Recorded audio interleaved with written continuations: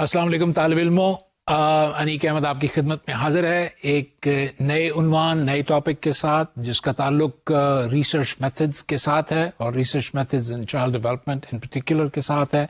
हम आज देखेंगे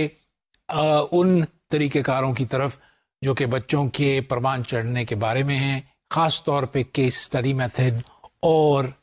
कंबाइंड मेथडोलॉजी जिसमें हम एक से ज़्यादा तरीक़ेकारों को इस्तेमाल करते हैं। तो आज का टॉपिक जो है उसका पहले ओवरव्यू किए लेते हैं और देखते हैं कि हम किस चीज़ के बारे में बात करेंगे और फिर इसके बारे में और डिटेल से बात करेंगे। पहले हम इसमें ये देखेंगे कि जो केस स्टडी मेथड है या केस हिस्ट्री मेथड है, इसकी क्या नौयत है, ये तरीक़ेकार कहाँ इस्तेमाल होता है, क्या क्या इसके फ़वाइद हैं, किस किस जगह पे हम इसको बच्चों की नशो-नुमा के दौरान इस्तेमाल कर सकते हैं। फिर इस तरीक़ेकार के बाद हम बात करेंगे तमाम तरीक़ेकारों की जितने हमने आज तक तरीक़ेकार स्टडी किए हैं या उनके बारे में डिस्कशंस किए हैं, बहस की हैं,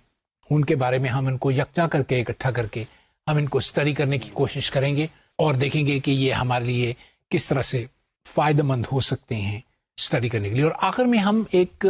एंथ्रोपोलॉजिकल तरीक़ेकार है जिसके बारे में बात करेंगे, जिसको हम एथनोग्राफी कहते हैं। ये तरीक़ेकार जो है एंथ्रोपोलॉजी में और सोशियोलॉजी में ज़्यादा इस्तेमाल किया गया है, लेकिन जाहिर है चूँकि एंथ्रोपोलॉजी में और सोशियोलॉजी में बच्चों के ऊपर बहुत सारी स्टडीज़ हुई हैं और उनकी डेवलपमेंट के बारे में बहुत सारी स्टडीज़ हुई हैं, तो ये तरीक़ेकार भी जो हमारे लिए बड़ा फ़ायदेमंद हो सकता है। तो देखते हैं कि कौन सा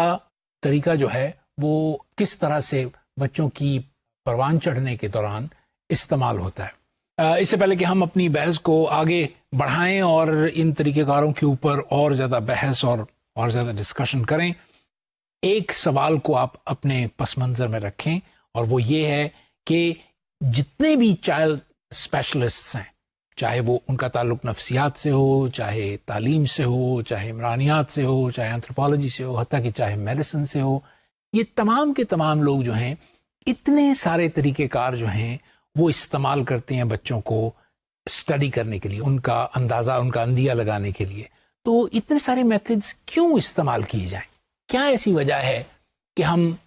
इतने सारे मेथड्स जो हैं वो इस्तेमाल करें? तो इसका छोटा सा जवाब यहाँ ले लेते हैं, फिर उसके बाद ज़ाहिर है बहस के दौरान हम और इसके बारे में बातें करेंगे और बार बार इसको रिव्यू करेंगे और देखेंगे। तो इसका छोटा सा जवाब ये है कि हमारे जो मेथड्स हैं जितने भी हम इस्तेमाल करते हैं, ये दरअसल हमको मुख्तलिफ तरीक़ों से या मुख्तलिफ एंगल्स के साथ, मुख्तलिफ ज़ावियों से एक ही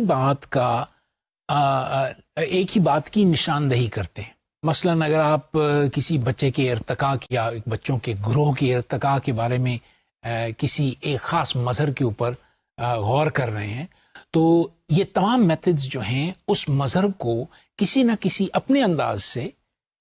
उसके बारे में मालूमात इकट्ठी कर सकते हैं। मसलन अगर आप ये जानना चाह रहे हैं कि बच्चे की इर्तिका में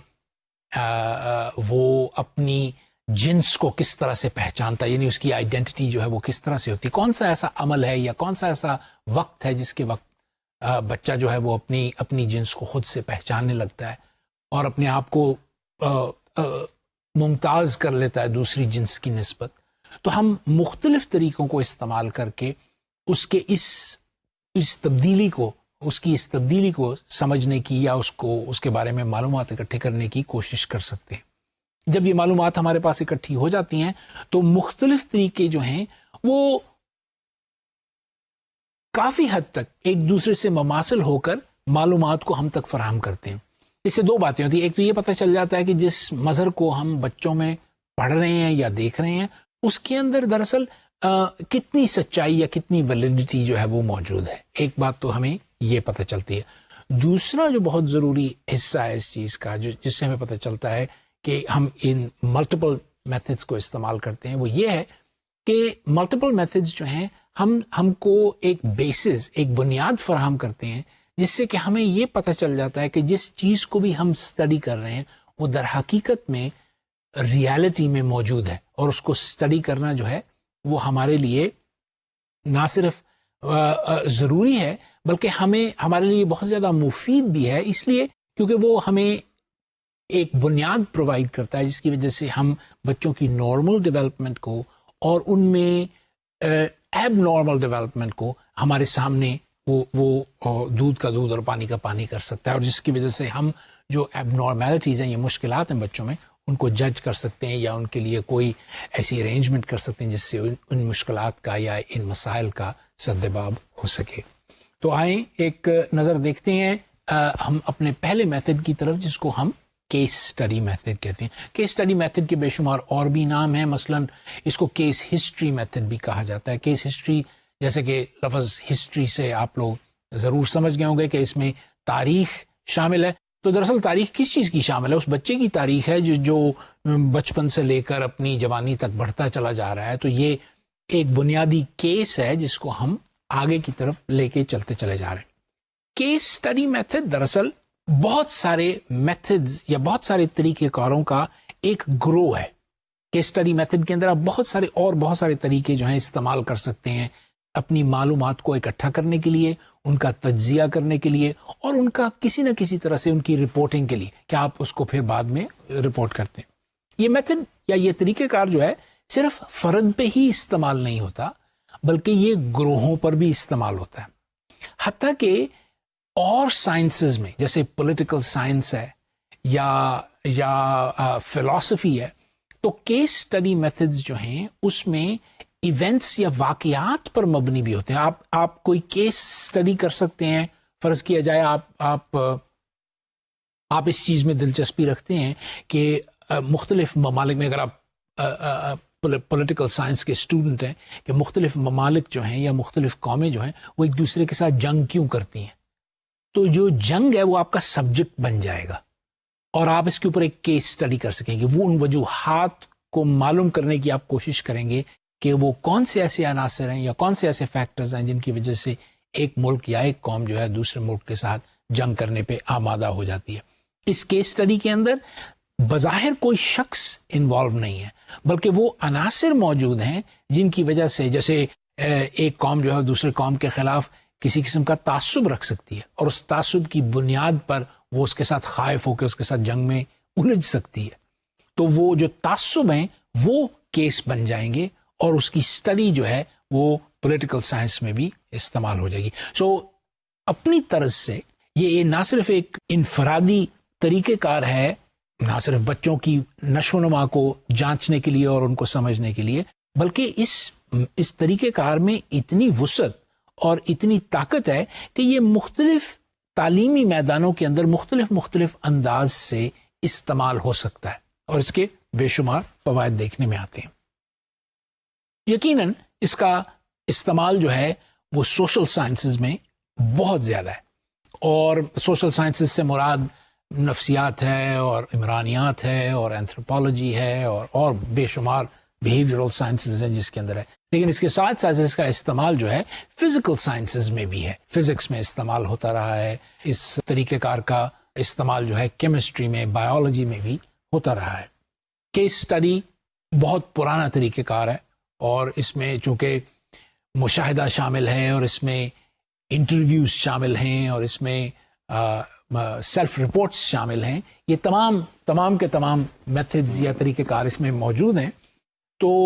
اس کا استعمال جو ہے بہت پرانا ہے، بہت سارے پرانے فلسفی اور تھنکرز ان سب نے یہ کیا ہے۔ لیکن ہمارے لیے، خاص طور پہ نفسیات دانوں کے لیے اور ماہر تعلیم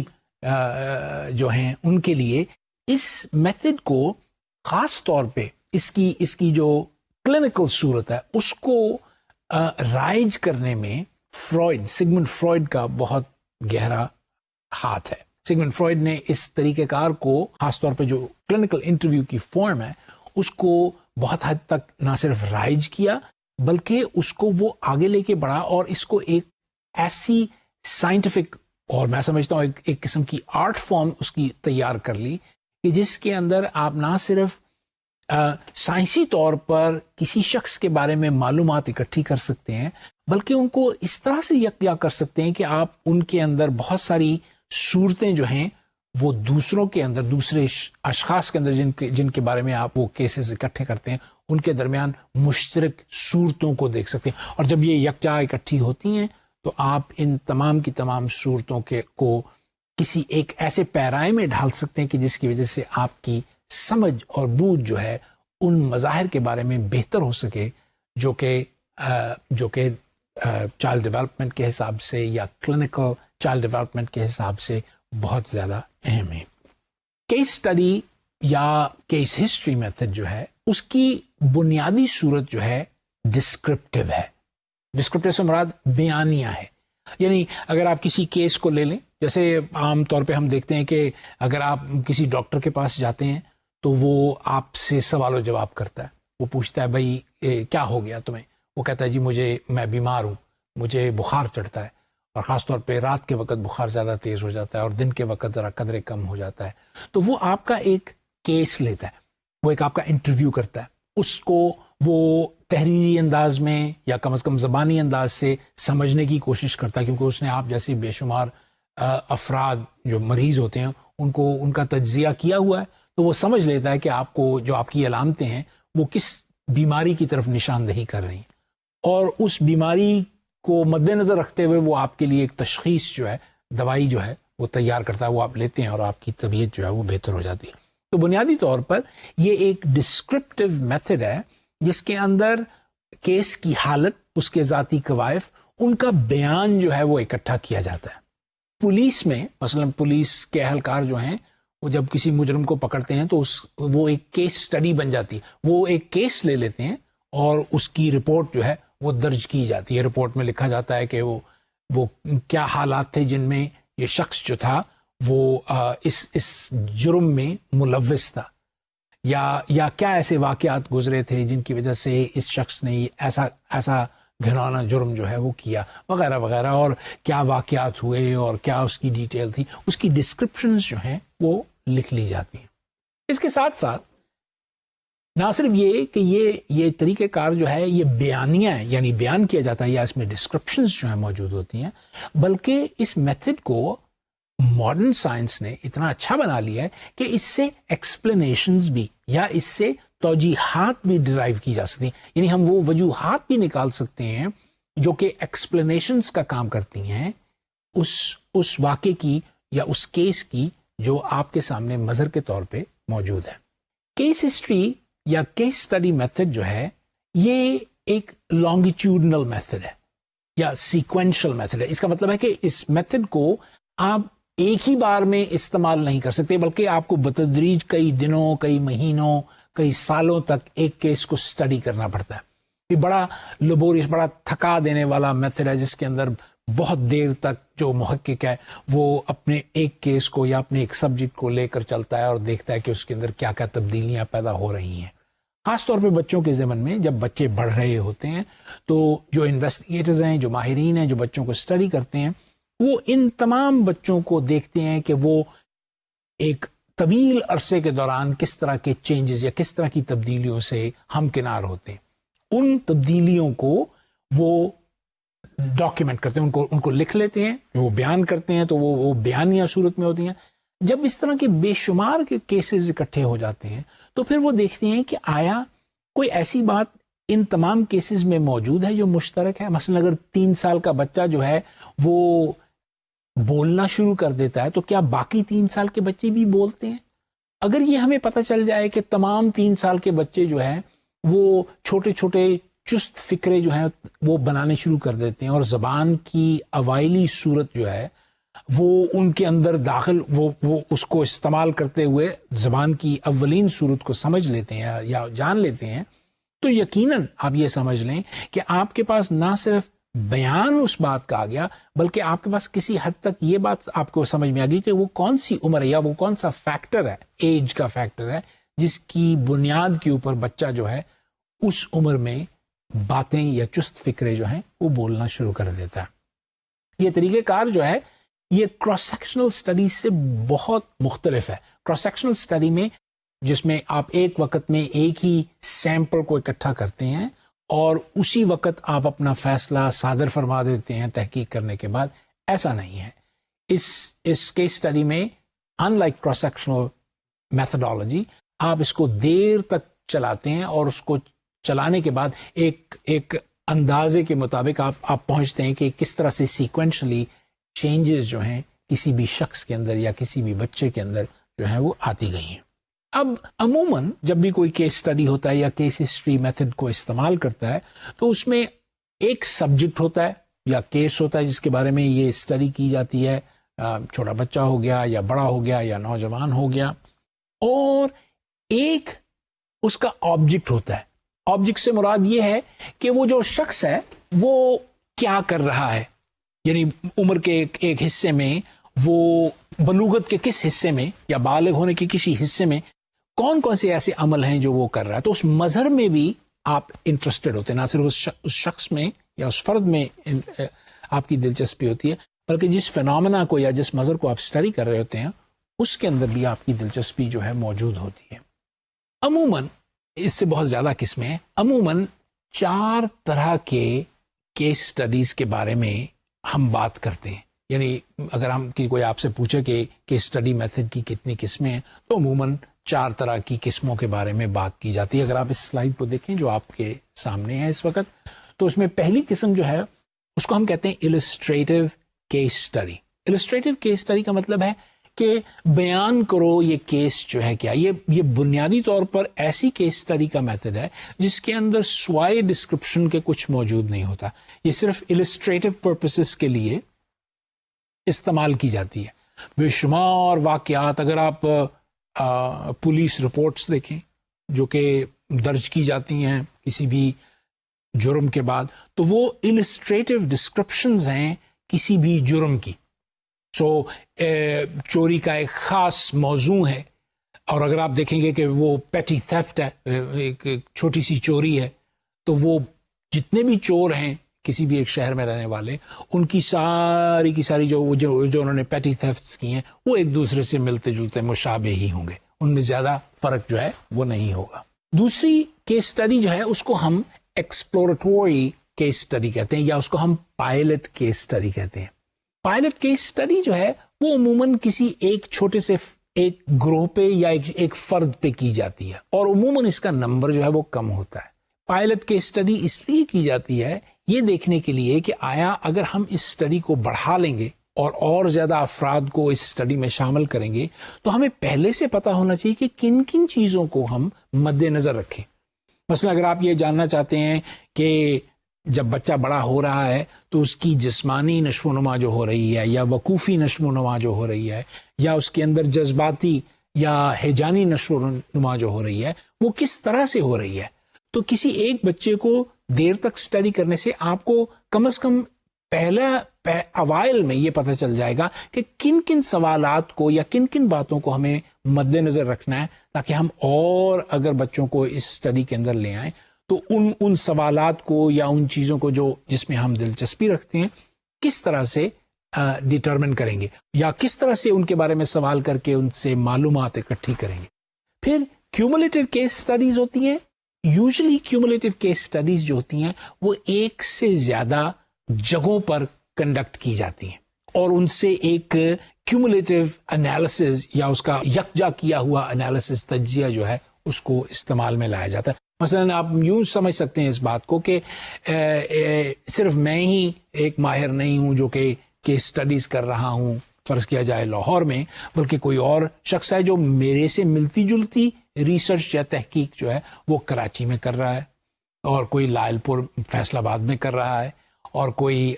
اسلام آباد میں کر رہا ہے. تو یہ تمام لوگ جو ہیں مختلف جگہوں پر ایک ہی قسم کی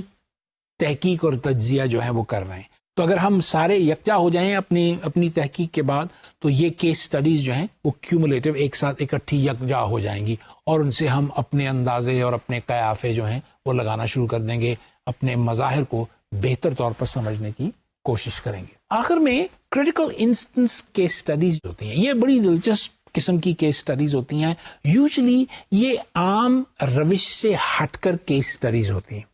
اگر آپ کسی بچے کو یا کسی بچوں کے گروہ کو, جو چھوٹا سا گروہ ہو, اس کو آپ سٹڈی کریں اور ان میں کوئی کسی قسم کی کوئی خرابی موجود نہ ہو, کوئی مشکل نہ ہو, کوئی مسئلہ نہ ہو, تو وہ بے شمار کیسز کو سٹڈی کرنے کے بعد آپ کو ایک نارمل ٹرینڈ جو ہے بچوں کی گروتھ کا وہ مل جاتا ہے, یا ان کی ڈیولپمنٹ کا ایک نارمل ٹرینڈ جو ہے آپ کو مل جاتا ہے. مگر ایسا دیکھنے میں آیا کہ بہت تھوڑے کم بچے جو ہیں وہ عجیب و غریب ایب نارمل ٹرینڈ جو ہے اس کو شو کرتے ہیں. مثلا فرض کیا جائے کوئی بچہ جو ہے وہ ذہنی بیمار ہے یا اس کو ذہنی مرض میں مبتلا ہے, تو اس کی نشو و نما یا اس کا پروان چڑھنا یا اس کا ارتقا جو ہے اس طرح سے نہیں ہوگا جیسے کہ ایک نارمل شخص کا ارتقا ہوتا ہے. چونکہ یہ بات جو ہے یہ اسی طرح سے ہوگی تو وہ کیس جو ہے وہ انٹرسٹنگ ہو جائے گا. اور یہ کیس جو ہے یہ ایک انفرادی منفرد کیس جو ہے دراصل ریفلیکٹ کرے گا, یہ اس چیز کو ظاہر کرے گا کہ وہ جو آپ نارمل ڈیولپمنٹ عام بچوں کی کر رہے ہیں, کچھ بچے ایسے بھی ہیں جو کہ کسی مسئلے کا یا مسائل کا یا مشکل کا شکار جب ہوتے ہیں تو وہ لوگ ان لوگوں کی ڈیولپمنٹ جو ہے وہ کس طرح سے ہوتی ہے اور وہ کس طرح سے ممتاز ہے ان لوگوں کی ڈیولپمنٹ سے جو نارملی گرو کر رہے ہوتے ہیں. عموماً یہ اسٹڈیز جو ہیں یہ جو اس طرح کے انفرادی کیسز پر مبنی ہوتی ہیں, یہ ایک طرح سے ہم فلسفی میں یا تھیوری آف سائنس میں کہتے ہیں ہمیں کیسز کو فالسیفائی کرنے میں مدد دیتی ہیں. مثلا اگر تمام چیزیں ایک ہی طرح سے ہو رہی ہوں اور آپ کو پتا ہو کہ بچہ جو ہے وہ اس طرح سے بڑھتا ہے اور اپنی جنس کو پہچانتا ہے اور وہ ذہانت کے ان مدارج میں سے گزرتا ہے یا وہ جذبات کے ان مدارج میں سے گزرتا ہے وغیرہ وغیرہ وغیرہ, اگر یہ پتہ چل جائے تو ایک بچہ جو ہے وہ اگر اس روش کے اوپر نہ چلے اور وہ عجیب و غریب کیفیات میں سے گزرے اور اس کی جذباتی, روحانی, معاشرتی, نفسیاتی کیفیات جو ہیں وہ باقی بچوں سے مختلف ہوں, تو یہ انہونا منفرد کیس جو ہے دراصل اس بات کی نشاندہی کرتا ہے کہ جو مظہر جس کو ہم اسٹڈی کر رہے ہیں اس کے خلاف یہ ایک فالسیفائنگ ایویڈنس جو ہے وہ موجود ہوتا ہے. جب ہمارے پاس کوئی ایکسیپشنل کیس آتا ہے تو وہ جو ہمارا ہائپوتھیسس ہوتا ہے جن عناصر کی وجہ سے ہم کہہ رہے ہوتے ہیں کہ یہ بچہ اس طرح سے نارمل ہے, وہ کیس جو ہے جو منفرد کیس ہے وہ اس کو توڑنے میں یا فالسیفائی کرنے میں ہمیں مددگار ثابت ہوتا ہے اور ہم اپنی تھیوری کو دوبارہ سے ماڈیفائی کر سکتے ہیں اس منفرد کیس کو دیکھتے ہوئے یا اس کی روشنی میں. کیس اسٹڈی میتھڈ کوئی ایک میتھڈ استعمال نہیں کرتا. ابھی ہم نے صرف انٹرویو کی بات کی اور ہم نے فرائڈ کا ذکر کیا جس نے اس میتھڈ کو بہت حد تک سائنسی روپ, ایٹ لیسٹ کوالٹیٹیولی سائنسی روپ جو تھا 19ویں صدی میں اور پھر 20ویں صدی میں دیا. اور فرائڈ جو تھا اس نے اپنی کلینکل لائف کے اندر بے انتہا پیشنٹس کو اسٹڈی کیا. فرائڈ جو تھا وہ نیورولوجسٹ تھا اور آئندہ آنے والے عنوانات میں ہم فرائڈ کے بارے میں اور اس کی خاص کر اس کی تھیوری کے بارے, اس کے نظریے کے بارے میں بات کریں گے. تو اس نے اس میتھڈ کو استعمال کرتے ہوئے انسان کے لاشعوری ذہن کے بارے میں اسیسمنٹ کی ہے اور بتایا ہے, صرف بیسڈ آن کلینکل ایویڈنس, صرف کلینکل اسٹڈیز کو کر کے وہ اس نتیجے پہ پہنچا. تو میں کہہ رہا تھا کہ یہ بے شمار طریقہ کار یا میتھڈز جو ہیں ان کو استعمال کرتا ہے, جن میں مثلاً انٹرویوز شامل ہیں, جن میں مشاہدے کا طریقہ شامل ہے, جس میں ٹیسٹس شامل ہیں, جس میں سائیکو فزیولوجیکل میتھڈز شامل ہیں. اور پچھلے کسی ایک عنوان میں ہم نے ان تمام میتھڈز کا ذکر بھی کیا تھا آپ کے سامنے تاکہ آپ ان میتھڈز کو غور کر لیں. تو کیس جو ہے وہ بہت سارے میتھڈز کو استعمال کر کے کسی ایک نتیجے پہ پہنچنے کا نام ہے. کیس اسٹڈی صرف انٹرویو ہی نہیں ہے بلکہ اور بہت سارے میتھڈز جو ہیں اس میں استعمال ہوتے ہیں. جیسے میں نے ذکر کیا ہم نے پچھلے اپنے عنوانات میں سے بھی اس بات کا جائزہ لیا اور اس بات کے بارے میں بات کی, وہ یہ کہ کوئی بھی طریقہ کار جو نفسیات میں استعمال ہوتا ہے بظاہر اس کی صورت چاہے انٹرویو کی ہو یا مشاہدے کی ہو, آبزرویشن کی ہو, یا اس کی صورت جو ہے وہ کوئی سائیکو فزیولوجیکل ٹیسٹ ہو, اصل میں یہ انسٹرومنٹ یا آلات کا کام کرتے ہیں. جیسے تصویر کھینچنے کے لیے آپ کو کیمرے کی ضرورت ہوتی ہے تو کیمرہ جو ہے وہ آلہ بن جاتا ہے تصویر کو کھینچنے کے لیے. اسی طرح بالکل اسی طرح ہی کیس اسٹڈی میتھڈ جو ہے وہ ایک آلہ ہے جس کی مدد سے ہم کسی بھی مظہر کو اس کے بارے میں معلومات اکٹھی کرنے کے لیے استعمال میں لاتے ہیں. کسی بھی آلے کو استعمال کرنے میں دو باتوں کا سمجھنا بہت ضروری ہے. پہلی چیز جو ہے وہ ہے ویلیڈیٹی یا صحت. کوئی بھی میتھڈ آپ استعمال کریں یا کوئی بھی آپ آلہ استعمال کریں, آپ کو یہ آپ کے لیے یہ ضروری ہے کہ آپ یہ جان لیں کہ جو آلہ آپ استعمال کر رہے ہیں اور جس چیز کو آپ ناپ رہے ہیں وہ آلہ اس کے لیے منتخب ہے, اس کے لیے استعمال میں لایا جا سکتا ہے, اور اس آلے کی صحت ہے یا وہ ویلڈ انسٹرومنٹ ہے جس سے وہ ہم اس آلے کو استعمال کرتے ہیں. بینی اسی طرح کیس اسٹڈی میتھڈ جو ہے وہ ایک ویلڈ میتھڈ ہے جس کی وجہ سے ہم اسیسمنٹ کر سکتے ہیں لوگوں کی, بچوں کی, گروہوں کی اینڈ سو آن. اب ویلیڈیٹی کی بہت ساری قسمیں ہیں. عموماً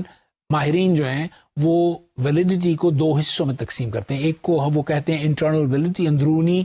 صحت کہا جائے تحقیق میں خاص طور پر, اور ایک کو بیرونی یا ایکسٹرنل ویلیڈیٹی کہتے ہیں. اور انٹرنل ویلیڈیٹی کی بے شمار اور بہت ساری قسمیں, ان میں سے مثلاً فیس ویلیڈیٹی ایک خاص قسم کی ویلیڈیٹی ہے جس میں آپ یہ دیکھتے ہیں کہ سطن اوپر سے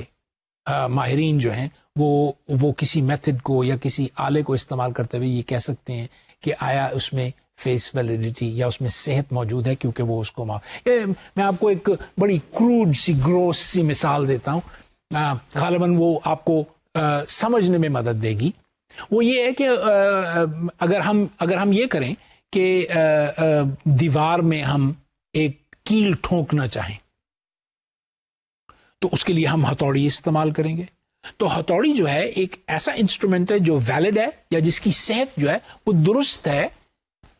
یا وہ ایک لحاظ سے ایسا منتخب آلہ ہے کہ جس کے انتخاب سے آپ کیل کو دیوار میں مناسب طور پر ٹھونک سکتے ہیں. یہ ویلڈ انسٹرومنٹ ہے کیل کو ٹھونک. لیکن اگر کسی طور سے آپ کو ہتھوڑی نہیں مل رہی تو آپ پیچکس سے اس کیل کو ٹھونکنے کی کوشش کریں, تو آپ یہ دیکھیں گے کہ بڑا مشکل ہے اس کو کرنا. پیچکس کی مٹھ کے ساتھ آپ اس کیل کو دیوار میں ٹھونکنے کی کوشش کریں گے, لیکن وہ ویلڈ انسٹرومنٹ نہیں ہے. کام تو شاید ہو جائے گا لیکن وہ کام اتنا اچھا یا اتنا مناسب طور پہ نہیں ہو سکے گا جتنا کہ ہتھوڑی سے ہوگا. تو کوئی بھی ترخان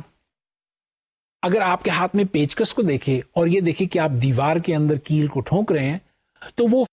صرف دیکھتے ہوئے فیس ویلیڈیٹی پہ, اس انسٹرومنٹ کی فیس ویلیڈیٹی پہ کہے گا کہ میاں یہ کام نہ کرو, پیچکس کو مت استعمال کرو, ہتھوڑی کو استعمال کرو اگر تم نے کیل کو دیوار میں ٹھونکنا ہے. اسی طرح کیس اسٹڈی میتھڈ کے ماہرین جو ہیں جو اس میتھڈ کو استعمال کرتے ہیں وہ فوراً دیکھتے ساری, کسی بھی مظہر کو آپ اسٹڈی کرنا چاہیں وہ دیکھتے ساری آپ کو بتا دیں گے کہ کیا اس میتھڈ کو استعمال کرنا چاہیے اس سچویشن میں کہ نہیں. مثلا اگر آپ یہ جاننا چاہ رہے ہیں, آپ کوئی کاز اینڈ افیکٹ ریلیشن شپ بنانا چاہ رہے ہیں اور آپ بڑی ڈیٹیلڈ انالیسس کرنا چاہتے ہیں کہ کون سا عنصر جو ہے وہ کس عنصر کے ساتھ کس طرح سے کاز اینڈ افیکٹ کے اندر جڑا ہوا ہے, تو غالباً کیس اسٹڈی میتھڈ جو ہے اتنا فائدہ مند ثابت نہیں ہوگا. اس کے لیے آپ کو کوئی تجربہ کرنا پڑے گا یا ایسا ایکسپیریمنٹل میتھڈ استعمال کرنا پڑے گا جس کے اندر آپ فیکٹرز کو یا عناصر کو خود سے مینیپولیٹ کریں اور ان کا افیکٹ جو ہے وہ ڈیپینڈنٹ ویریبل کے اوپر دیکھیں.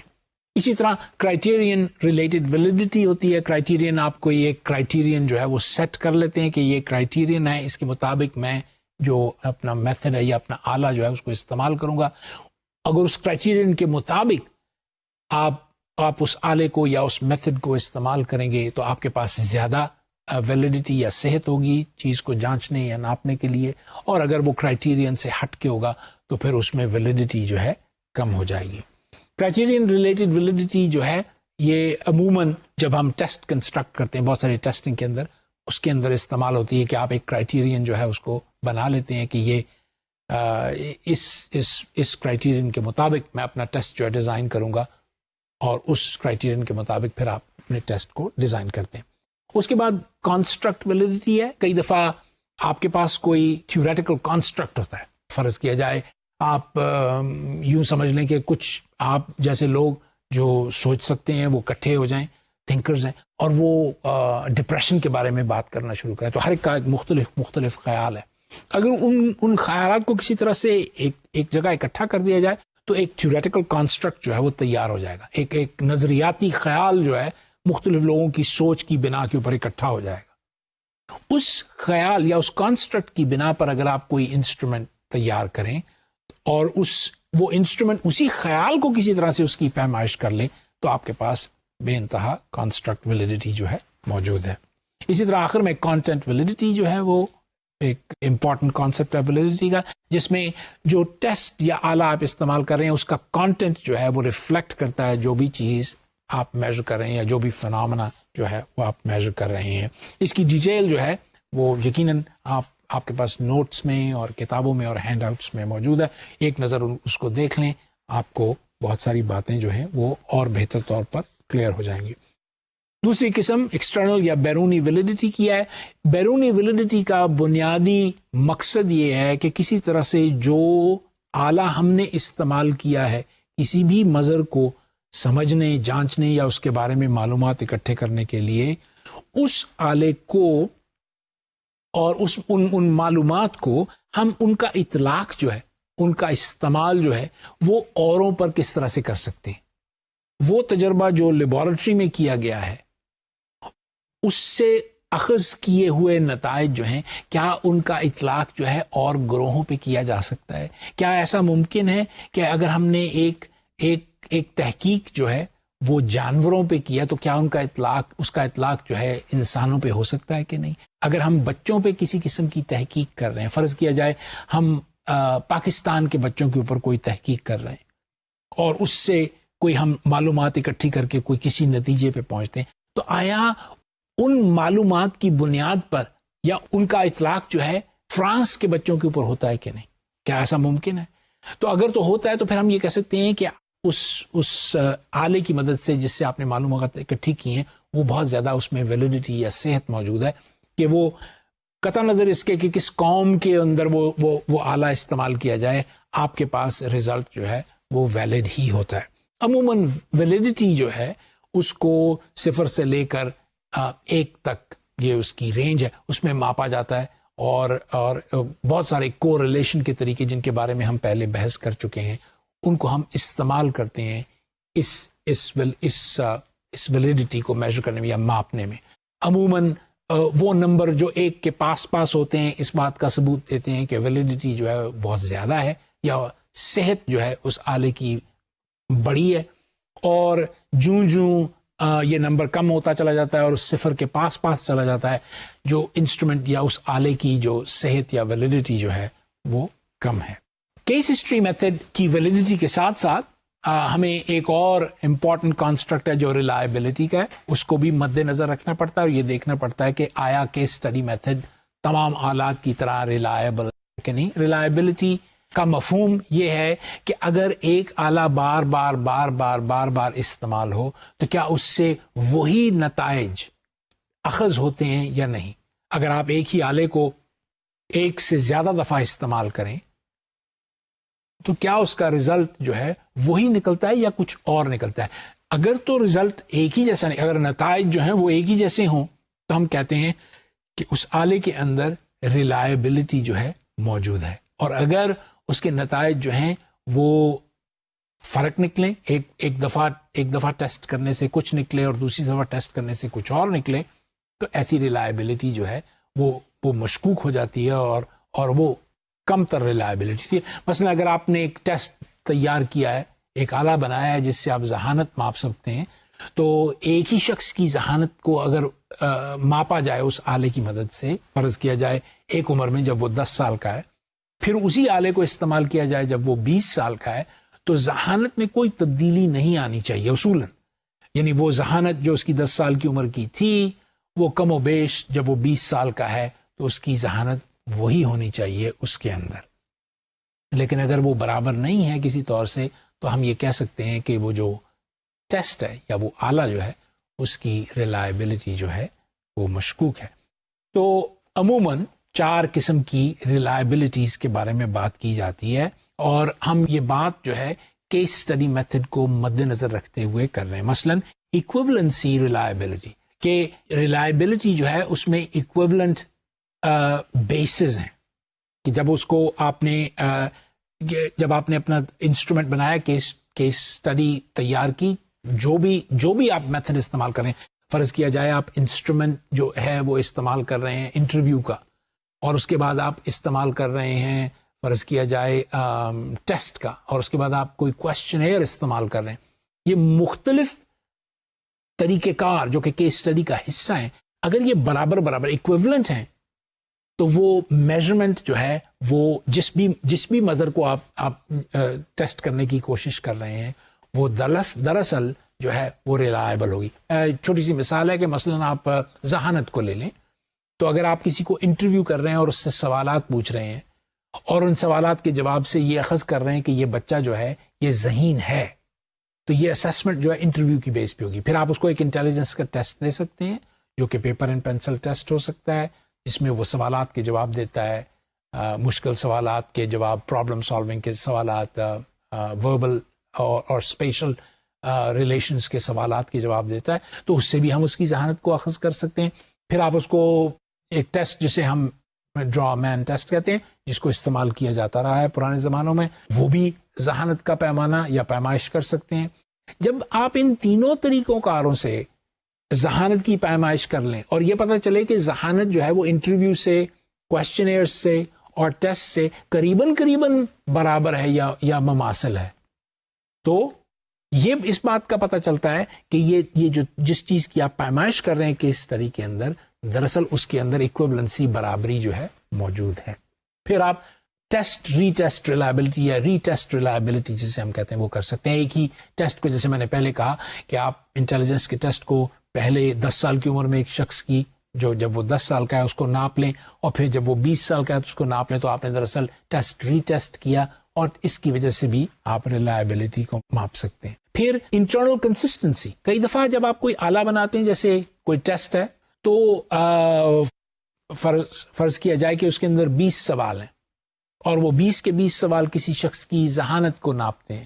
تو آپ یوں کر سکتے ہیں کہ آپ پہلے 10 سوال اور آخری 10 سوال ان دونوں کے درمیان دیکھیں کہ کیا کوریلیشن ایگزسٹ کرتی ہے کہ نہیں.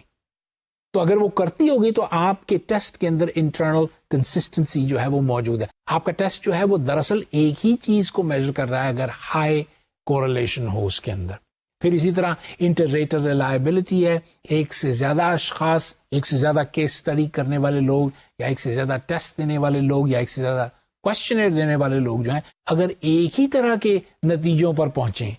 تو آپ کو انٹر-ریٹر ریلائبلٹی جو ہے وہ مل جاتی ہے، اور یہ اسیسمنٹ جو ہے آسانی سے کی جا سکتی ہے. اس میتھڈ میں جس کا ذکر کیا کیس اسٹڈی میتھڈ کا، اس کے اندر بہت ساری اسٹرینگثس موجود ہیں، اس میں بڑی ساری قوتیں موجود ہیں، اور یقیناً اس کے ساتھ کمزوریاں بھی موجود ہیں. تو ان قوتوں کو اور ان اسٹرینگثس کو ہم دیکھتے ہیں کہ یہ کس طرح سے ہمارے لیے فائدہ مند ہو سکتی ہیں، اور یا یہ میتھڈ کس طرح سے فائدہ مند ہو سکتا ہے. اور اس کے ساتھ ساتھ ہم ان کمزوریوں کی طرف بھی دھیان دے سکتے ہیں کہ وہ کون سی کمزوریاں جن کی وجہ سے یہ میتھڈ جو ہے اتنے اچھے نتائج جو ہیں وہ برآمد نہیں کر سکتا جو بھی مظہر ہم اس کا اسٹڈی کر رہے ہیں. پہلی اسٹرینگتھ یا پہلی قوت اس میتھڈ کی یہ ہے کہ یہ نہایت لچکدار میتھڈ ہے، خاص طور پہ جس وقت اس میتھڈ کے اندر انٹرویو کو استعمال کیا جاتا ہے. ہم نے پچھلے کسی ایک ٹاپک میں یہ ڈسکس کیا تھا کہ انٹرویو جو ہے وہ نہایت لچکدار طریقہ کار ہے جس کے ذریعے سے ہم شخص کی یا کسی بھی فرد کی زندگی یا اس کے پرسیپشن کی یا اس کی سوچ کی بارے میں اسیس کر سکتے ہیں، خاص طور پہ جس وقت انٹرویو جو ہوتا ہے انسٹرکچرڈ ہوتا ہے، جس میں اسٹرکچر یا ساخت جو ہے وہ موجود نہ ہو. سو کیس اسٹڈی میتھڈ خاص طور پہ جس وقت انٹرویو استعمال کرتا ہے اور انسٹرکچرڈ انٹرویو استعمال کرتا ہے تو ہمیں بے شمار انفارمیشن مہیا ہو جاتی ہے. دوسرا بڑا فائدہ کیس اسٹڈی میتھڈ کا، یا دوسری بڑی قوت جو اس میتھڈ میں موجود ہے، وہ ہے ایمفیسس آن کانٹیکسٹ، کہ جس بھی کانٹیکسٹ کے اندر یہ میتھڈ جو ہے اس کو استعمال کیا جا رہا ہے. جیسے کسی بچے کو آپ اسٹڈی کر رہے ہیں اور وہ کسی خاص ماحول میں پل رہا ہے، بڑا ہو رہا ہے. یہاں فرض کیا جائے بہت سارے بچوں کو ایک گروہ کی صورت میں آپ اسٹڈی کرنے کی کوشش کر رہے ہیں، تو وہ جس کانٹیکسٹ میں آپ اس کو اسٹڈی کر رہے ہیں اس کانٹیکسٹ کے بارے میں جتنی انفارمیشن اکٹھی ہوگی اس میں یہ میتھڈ جو ہے بہت زبردست کارگر ثابت ہوگا، اور اس سے جتنی معلومات اکٹھی کی جائیں گی ان کا تجزیہ کرنے میں محقق کو بہت فائدہ اور بہت زیادہ انفارمیشن جو ہے وہ ملے گی. اس کانٹیکسٹ کے اندر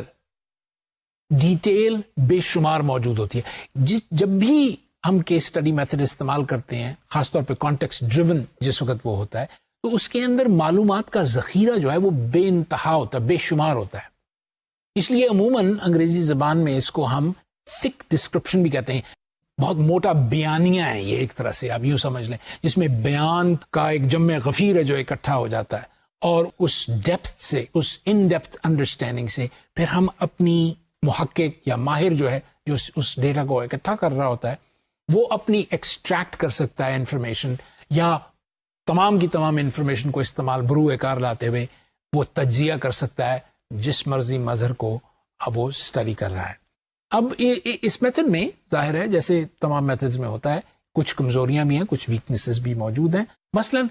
اس میں سب سے بڑی ویکنیس خاص طور پہ انٹرویو کے ضمن میں, جو کلینکل انٹرویو جس کے بارے میں ہم نے ابھی تھوڑی دیر پہلے بات کی, وہ ہے انہیرنٹ سبجیکٹیوٹی. کوئی بھی شخص جو ہے وہ پورے طور پر آبجیکٹو ہو کے کسی بھی شخص کو اسٹڈی نہیں کر سکتا. اپنے ذاتی تعصبات, اپنے بائسز, اپنے بلیفز کی وجہ سے وہ کسی دوسرے کو جج کرنے کی کوشش کرتا ہے. گو کہ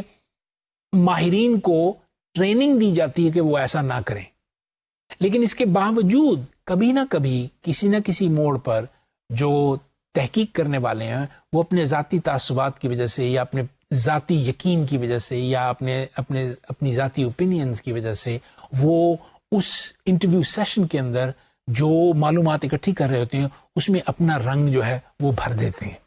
یہ میتھڈ جو ہے چونکہ ایک فرد پہ ایک وقت میں ہوتا ہے, یا چھوٹے سے گروہ کے اوپر ایک وقت میں ہوتا ہے, اس کے اندر انویسٹمنٹ بہت زیادہ کرنی پڑتی ہے. اس میں انویسٹمنٹ کرنی پڑتی ہے ٹائم کی, اس میں انویسٹمنٹ کرنی پڑتی ہے پیسے کی, اس میں انویسٹمنٹ کرنی پڑتی ہے انرجی کی, طاقت کی کرنی پڑتی ہے. یوں سمجھ لیں کہ اگر آپ 10,000 روپے استعمال کر رہے ہیں اسٹڈی کرنے کے لیے 3 بچوں کو, اور آپ کسی خاص ایک مظہر کے بارے میں خواہاں ہیں, آپ جاننا چاہتے ہیں اس مظہر کے بارے میں جو پھلتے پھولتے بچوں کے درمیان جو ہے وہ موجود ہے, تو آپ انہی 10,000 روپوں کو استعمال کر سکتے ہیں 200 بچوں کو سمجھنے کے لیے, اگر آپ ایک چھوٹا سا کوسچنئر جو ہے ڈیزائن کریں. بات ایک ہی ہے, آپ ایک ہی مظہر کو اسٹڈی کر رہے ہیں, ایک میں آپ کراس سیکشنل ڈیٹا استعمال کر رہے ہیں 200 بچوں کے اوپر, اور ایک صورت میں آپ 3 بچوں کو یا 2 بچوں کو دیر تک سیکوینشلی اسٹڈی کر رہے ہیں انٹرویو کی صورت میں. تو ایسی صورت میں پیسوں کا کسی قدر زیاں جو ہے وہ ہو جاتا ہے, اور انویسٹمنٹ جو ہے وہ بہت بھاری ہو جاتی ہے. پھر آخر میں جو ہم نے پہلے بات کی سبجیکٹیوٹی کی, ایتھیکل کنسیڈریشنز بھی ہیں. مثلا کئی دفعہ کانفلکٹ آف انٹرسٹ ہوتا ہے. فرض محال میں ایک مخیر انسان ہوں, اور میں یہ چاہتا ہوں کہ پاکستان میں یا ایک خاص کسی اسکول میں تعلیم جو ہے وہ عام ہو, ٹھیک ہے, اور میں کہتا ہوں کہ میرے پاس بہت سارے پیسے ہیں, میں اسکول کو دے سکتا ہوں, اور یہ اس اسکول میں یہ تعلیم جو ہے وہ ہونی چاہیے. لیکن جب میں پیسے دیتا ہوں, جب میں اس اسکول کو پیسے دیتا ہوں کہ اس اسکول میں یہ تعلیم جو ہے مہیا ہونی چاہیے, اس کے ساتھ ساتھ میں ان عقائد کی بھی عکاسی کرتا ہوں جو میں نے اپنے دل میں رکھے ہوئے ہیں. مثلا میں یہ کہہ سکتا ہوں کہ اس اسکول کے اندر صرف سیکولر علم جو ہے وہ دیا جا سکتا ہے, کہ اس میں سائنسی علوم جو ہیں وہ پڑھائے جا سکتے ہیں, مذہبی علوم جو ہیں وہ نہیں پڑھائے جا سکتے. تو گو میرے پیسے دینے کی وجہ سے ایک حصہ علوم کا جو ہے وہ بند ہو جائے گا, وہ نہیں استعمال ہوگا, کیونکہ یہ میری ترجیحات میں سے ہے. میں اس چیز کی اس بات کو ترجیح دیتا ہوں کہ جس انسٹیٹیوشن کو میں پیسے دوں اس میں وہی کچھ پڑھایا جائے جس کا میں خواہاں ہوں. ایسی صورت میں یہ بیہیویئر یا یہ جو عمل ہے یہ ان ایتھیکل ہے, یہ غیر اخلاقی ہوتا ہے, اور ماہرین اس چیز کو پسند نہیں کرتے. عموماً ایسے اشخاص جو کہ مخیر ہوتے ہیں اور انسٹیٹیوشنز کو, ایجوکیشنل انسٹیٹیوشنز کو یا اور دیگر انسٹیٹیوشنز کو پیسے فراہم کرتے ہیں, تو جو ایکسپرٹس ہیں وہ اس بات کی نشاندہی کرتے ہیں کہ آپ وہ نہیں کر سکتے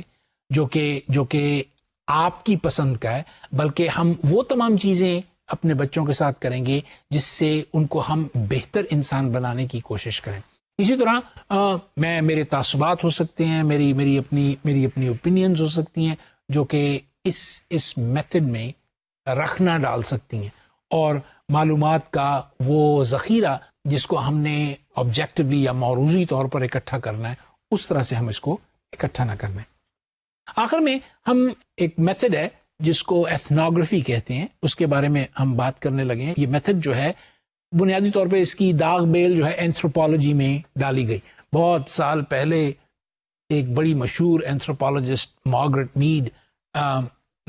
امریکہ کے ایک چھوٹے سے جزیرے جس کا نام سموا تھا اس میں چلی گئیں, اور وہ وہاں جا کے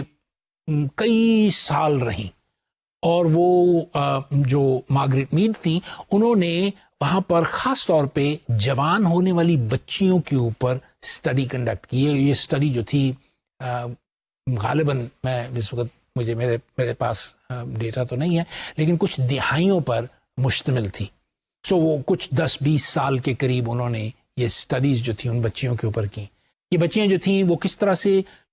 بچپن سے اپنی بلوغت میں داخل ہوتی ہیں, بلوغت میں داخل ہونے کے بعد کس طرح سے اپنے لیے شوہر یا اپنے لیے اپنا میٹ سلیکٹ کرتی ہیں, اور پھر کس طرح شادیاں کر کے اپنے بچے پیدا کرتی ہیں. تو یہ ایک بڑی خوبصورت اسٹڈی تھی. اس کام کے لیے مارگریٹ میڈ نے ایک کام کیا, وہ یہ کیا کہ وہ سموا میں جا کر ان گاؤں میں, سموا میں رہنے والے جتنے گاؤں تھے ان میں جا کے رہیں. اور جب وہ رہیں تو کچھ عرصے کے بعد انہوں نے اپنا طور طریقہ ویسا ہی کر لیا جیسا کہ ان لوگوں کا تھا. یعنی وہی لباس اختیار کر لیا, ان کی زبان سیکھ لی, ان کے طور طریقے سیکھ لیے, ان کے رسم و رواج سیکھ لیے, اور وہ اس گروہ کے اندر پارٹیسپیٹ انہوں نے کرنا شروع کر دیا. سو ایتھنوگرافی ایک ایسا طریقہ کار ہے جس کے اندر محقق یا ماہر جو ہے اس گروہ کے اندر جا کر شامل ہو جاتا ہے. جب وہ شامل ہو جاتا ہے تو وہ اس گروہ کا پارٹیسپینٹ بن جاتا ہے. اور پارٹیسپینٹ تو وہ رہتا ہے مگر اس کے ساتھ ساتھ وہ چور نظری کے ساتھ, میں یہاں محتاط ہو کے یہ لفظ استعمال کر رہا ہوں, وہ مشاہدہ بھی کرتا ہے. اس میتھڈ کی, اس طریقہ کار کا سب سے بڑا فائدہ یہ ہے کہ جس وقت وہ ماہر اس گروہ کے اندر جا کر شامل ہوتا ہے تو کچھ دیر کے بعد وہ اس گروہ کا حصہ بن جاتا ہے, اور تمام لوگ جو اس کے ارد گرد ہوتے ہیں وہ اس کے ہونے کی وجہ سے, اس نئے انسان کے ہونے کی وجہ سے انفلوئنس نہیں ہوتے, ان پہ اثر نہیں ہوتا. مثلا اگر آپ کوئی شخص ہے وہ نیا ہے, اجنبی ہے, کسی گروہ میں جا کے بیٹھے گا تو تمام لوگ باقی جو ہیں وہ کانشیس ہو جائیں گے, وہ کہیں گے کہ یہ نیا آدمی ہے, پتہ نہیں کیا اس کو کیا پسند ہے, کیا ناپسند ہے, کیا یہ ہمیں پسند کرتا ہے, کیا ہمیں سے پسند کرتے ہیں یا نہیں. تو ایک دوری کا احساس ہوتا ہے. اور جو آبزرویشن کرنے والے کی وجہ سے جو لوگ جو آبزرو ہو رہے ہوتے ہیں, جن کا مشاہدہ کیا جا رہا ہوتا ہے, وہ لوگ جو ہیں وہ انکمفرٹیبل محسوس کرتے ہیں. لیکن اگر وہ شخص جو ہے ان کے دوران کچھ دیر کے لیے رہے, کچھ مہینوں کے لیے رہے, کچھ سالوں کے لیے رہے, تو وہ اس گروہ کا حصہ بن جاتا ہے.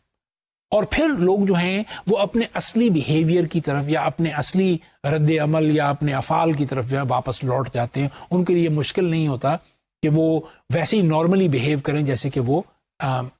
اس کے آنے سے پہلے کیا کرتے تھے. اس کا فائدہ یہ ہوتا ہے کہ آپ آبجیکٹولی ان کو اسٹڈی کر سکتے ہیں. جو محقق ہوتا ہے وہ بڑا حساس اور بڑا ہی ذہین ہوتا ہے کہ وہ باوجود اس کے کہ وہ اس گروہ میں مل جاتا ہے مگر وہ اس بات کو نہیں چھوڑتا کہ وہ اس گروہ میں ملنے کے بعد وہ ایک محقق بھی ہے. تو اپنی توجہ کو اور اپنے فوکس کو وہ اپنے کام کی طرف ہمیشہ سے قائم رکھتا ہے, ان لوگوں کو اسٹڈی کرتا ہے اور اس سے اسٹڈی کے نتائج نکالتا ہے. تو مارگریٹ میڈ نے یہ کام آج سے بہت سال پہلے 1920 اور غالباً اس سے بھی پہلے کیا, اور اس سے بڑی خوبصورت ان کی کتاب تھی جس کے بارے میں بعد میں بہت زیادہ بحث بھی ہوئی, اور اس میتھڈ کے بارے میں اور ان کی ریسرچ کے بارے میں بہت ساری اور دیگر باتیں جو تھیں وہ اس سے اخذ کی گئی. ایتھنوگرافی کی فیلڈ یا ایتھنوگرافی کا طریقہ کار جو ہے یہ ڈسکرپٹیو ہے, یعنی اس کا مطلب ہے کہ یہ بیانیہ ہے, یہ ایکسپلینٹوری نہیں ہے, یہ چیزوں کو اس طرح سے ایکسپلین نہیں کرتا, زیادہ تر ڈسکرپٹیو یا بیان کرتا ہے. جو بھی آپ جس بھی ماحول میں رہتے ہیں یا جس بھی گروہ میں رہتے ہیں جس کو آپ اسٹڈی کر رہے ہوں, آخر میں آپ ان معلومات کو اکٹھا کر کے ان کی ڈسکرپشن جو ہے وہ تیار کر لیتے ہیں. تو یہ ایک اس کی جو ہے ضروری بات ہے. دوسرا یہ کہ یہ کوالٹیٹیو میتھڈ ہے, اس میں کوانٹیفیکیشن جو ہے اس طرح سے جیسے ہم ایکسپیریمنٹل میتھڈ میں بہت ساری کوانٹیفیکیشن کرتے ہیں, اس میتھڈ میں اس طرح سے کوانٹیفیکیشن جو ہے وہ نہیں ہے. گو کہ مجھے یہ کہنا کہ مکمل طور پہ یہ کوالٹیٹیو ہے یہ بھی درست نہیں ہے, کچھ کوانٹیفیکیشن بھی اس میں ہوتی ہے. اور یقیناً جو ریسرچر ہے, یہ محقق ہے, وہ اس گروہ کے اندر بہت دیر تک رہتا ہے اور کرتا ہے. ایک آپ اپنی کتاب میں بھی دیکھیں گے اس زمن کے بعد ایک ریسرچ جو ہے وہ کنڈکٹ کی گئی ایتھنوگرافی کے حساب سے. تو جو محقق تھے وہ انہوں نے ہندوستان جا کر وہاں کے باسیوں کے ساتھ کچھ وقت گزارا اور مختلف چیزیں جو ہیں وہ اس کلچر میں جانچنے کی کوشش کی. ان میں سے ایک چیز جو بڑی قابل ذکر ہے وہ میں آپ کے سامنے پیش کیے دیتا ہوں. وہ یہ ہے کہ ان محقق نے دیکھا کہ جو بچے ہندو ہوتے ہیں, چھوٹے بچے, اور اپنے ماں باپ کے ساتھ رہتے 3-4 سال 5 سال کے بچے جو ہیں وہ اکثر ایسے لوگوں سے, ایسے افراد سے باتیں کرتے ہیں جن کا حقیقت سے کوئی تعلق نہیں. وہ ان کے امیجنری فرینڈز ہوتے ہیں, انویزیبل, جو وہاں پر موجود نہیں ہوتے. وہ ان کے ساتھ گفتگو اور باتیں کرتے ہیں.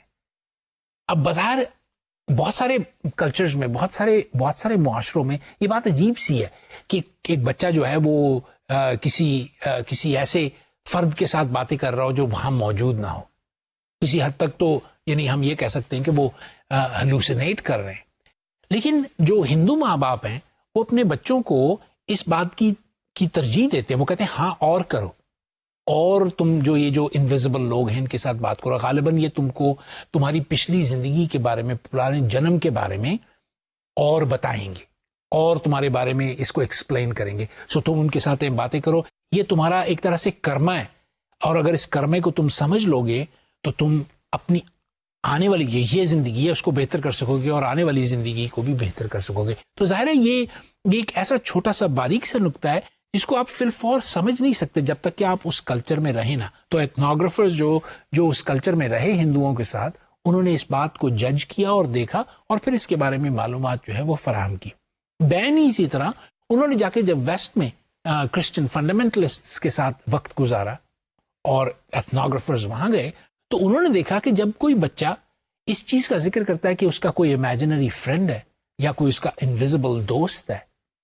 تو ماں باپ جو تھے وہ سختی سے اس کو ڈانٹتے تھے اور ڈپٹتے تھے کہ ایسا ہرگز نہیں ہے, تم اس طرح کی باتیں نہ کیا کرو, یہ پاگل پنے کی باتیں.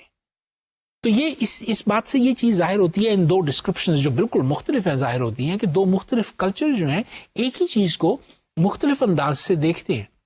اور اگر ایتھنوگرافی کا میتھڈ جو ہے وہ موجود نہ ہوتا تو اس طرح کی ڈسکرپشنز جو ہیں ہم اکٹھی نہ کر پاتے. تو as child specialist, as education specialist, as psychologist, ہمارے لیے یہ ضروری ہے کہ اس میتھڈ کو بروئے کار لاتے ہوئے, ایتھنوگرافی کے میتھڈ کو, ہم یہ جانچنے کی کوشش کریں کہ بچہ جیسے پروان چڑھتا ہے وہ کس طرح سے اس زندگی میں سے گزرتا ہے, اور کس طرح سے ہم اس کی زندگی کے بارے میں معلومات کو ڈاکیومنٹ کر سکتے ہیں. اس میتھڈ میں, ایتھنوگرافی کے میتھڈ میں کیا کیا اسٹرینگتھس ہیں اور کیا کیا ویکنیسز یا کمزوریاں ہیں ان کے بارے میں بات کرتے ہیں. پہلی جو اسٹرینگتھ ہے اس میتھڈ کی وہ سوشل ڈیزائربلٹی ہے. سوشل ڈیزائربلٹی جیسے ہم پہلے بھی کہہ سکے ہیں اور پیچھے ہم بات کر رہے تھے کیس اسٹڈی میتھڈ کی, وہ یہ ہے کہ جیسے ہی لوگ جو ہیں وہ یہ جان لیتے ہیں کہ کوئی ان کا مشاہدہ کر رہا ہے تو ان کا رد عمل جو ہے وہ بدل جاتا ہے. تو اس میتھڈ کی سب سے بڑی کوالٹی یہ ہے کہ جو مشاہدہ کرنے والا ہے وہ جا کے جب گروہ میں رہتا ہے تو وہ کچھ دیر کے بعد ان سے مانوس ہو جاتا ہے, اور لوگ جو ہیں اس کا انفلوئنس یا اس کا اثر نہیں لیتے اور اپنا رد عمل بدلتے نہیں ہیں. تو پارٹیسپینٹ آبزرویشن جو ہے, جو اس گروہ میں رہنے کے ساتھ ساتھ مشاہدہ کرنا ہے,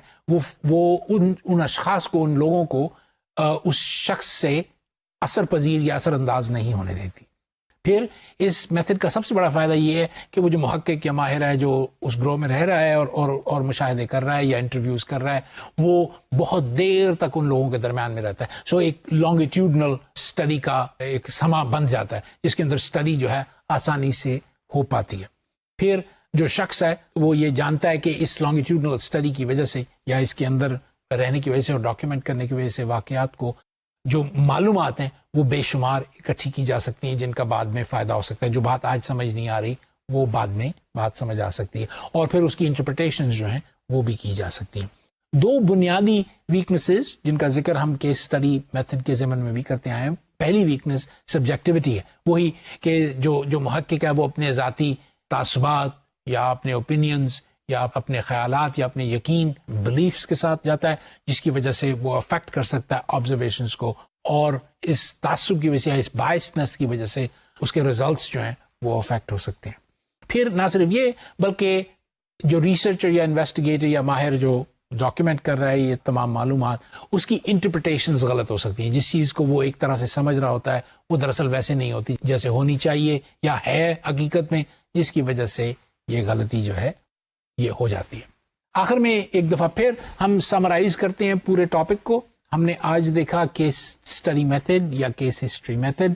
یہ میتھڈ جو ہے بہت افیکٹو میتھڈ ہے، بہت ساری خاص طور پہ بچوں کی پرورش کے حوالے سے یا بچوں کے پنپنے کے حوالے سے اس کے اندر ہم بہت ساری چیزیں جو ہیں وہ اسٹڈی کرتے ہیں۔ کیس اسٹڈی میتھڈ کے اندر صرف ایک میتھڈ ہی استعمال نہیں ہوتا بلکہ بہت سارے میتھڈز جو ہیں وہ استعمال ہوتے ہیں، جس میں انٹرویو، جس میں سیلف رپورٹس، جس میں سائیکو فزیولوجیکل میجرز، جس کے اندر آبزرویشنز، یہ تمام چیزیں جو ہیں شامل ہوتی ہیں۔ ہم نے یہ ڈسکس کیا کہ ہم بہت ساری میتھڈالوجیز کو کیوں استعمال کرتے ہیں ایک کے بعد دوسرے، تاکہ یہ جان سکیں کہ جس چیز کو بھی ہم اسٹڈی کر رہے ہیں، جو بھی فنامنا ہم اسٹڈی کر رہے ہیں، اس کی پک یا ویلیڈیٹی جو ہے وہ ہو سکے۔ آخر میں ہم نے ایتھنوگرافک میتھڈ کو دیکھا، کچھ اس کی لمیٹیشنز اور کچھ اس کی اسٹرینگتھس کو دیکھا، اور یہ دیکھا کہ یہ میتھڈ جو ہے کلچرز کو اسٹڈی کرنے کے لیے یا لوگوں کو ایک جگہ اکٹھا اسٹڈی کرنے کے لیے نہایت سازگار ثابت ہوتا ہے۔ اس کے ساتھ ہی میں آپ سے اجازت چاہوں گا، اگلے ٹاپک کے ساتھ پھر حاضر ہوں گا، تب تک کے لیے مجھے اجازت دیں۔ اللہ حافظ۔